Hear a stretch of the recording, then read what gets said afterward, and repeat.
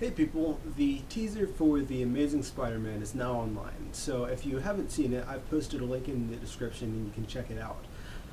Just to summarize my thoughts on the teaser, there's not that much to go off of, but it did kind of give us a lot of information that we didn't know before, so I'm just going to go into it. I thought it was pretty good. I've got some kind of mixed feelings towards it.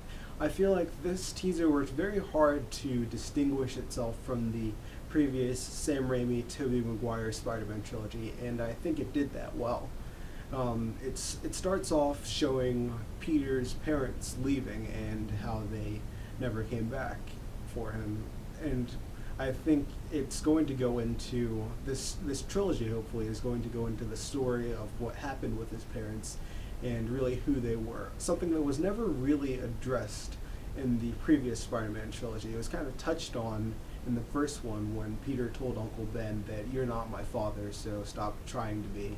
It was just this kind of, it was just this one line, but really it was focus on Uncle Ben and Aunt May really were Peter's parents, and they were pretty much everything to him in that trilogy. But this kind of brings in Richard and Mary Parker as this other part of his life that's kind of missing, and kind of he seems a little bit depressed, and Peter in this movie seems to be more of a strange, awkward kind of outcast than the more nerdy emphasis that they placed on Peter in the original Spider-Man movie. The one thing that I kind of take issue with is I don't think it's really that great of an idea that they're going back and doing the origin again. When we heard that they were doing high school, a lot of people were in an uproar about it. Like, one, they didn't like the high school setting, and two, they thought they don't need to do high school. They don't need to do the origin again. And when I heard this, I was thinking, well, high school doesn't necessarily mean origin.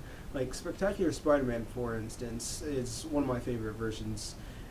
The most recent animated series, it starts off a few months after he has become Spider-Man.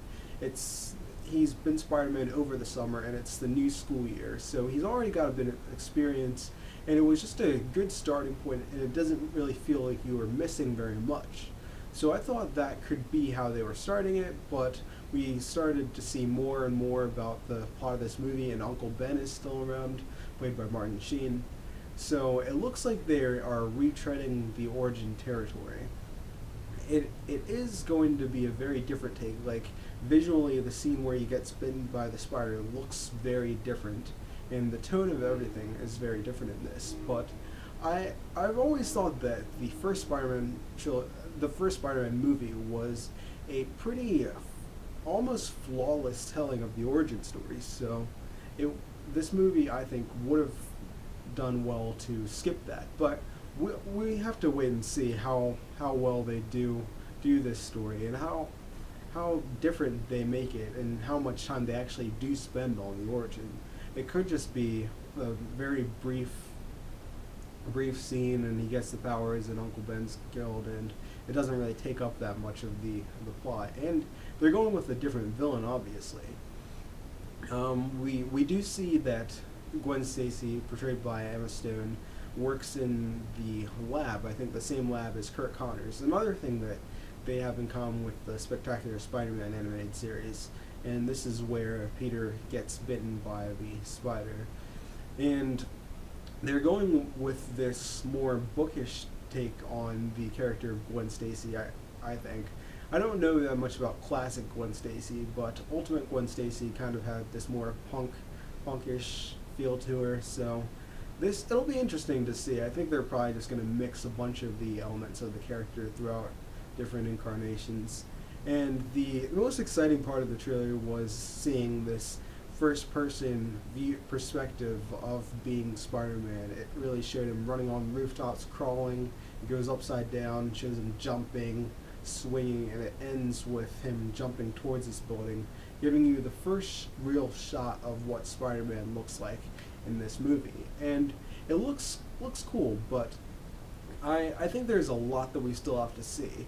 One of the things that I have really wanted this new Spider-Man series to improve upon is that in the older Spider-Man series, Peter Parker, when he was Spider-Man, he never really told many jokes during the fight, and that's kind of a Spider-Man trademark, the kind of silly banter during the fight, and we didn't really get much of that from Spider-Man. It was very much kind of focused on the serious side of him, the troubles that he was going through, and I don't want this movie to get bogged down in that seriousness.